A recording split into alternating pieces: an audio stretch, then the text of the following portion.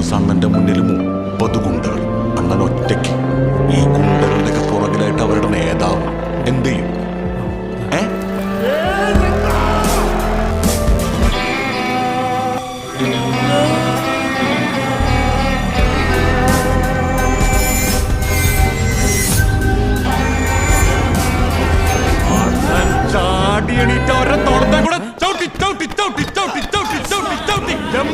പുറകിൽ കിടന്ന നേതാവിനെ കുത്തി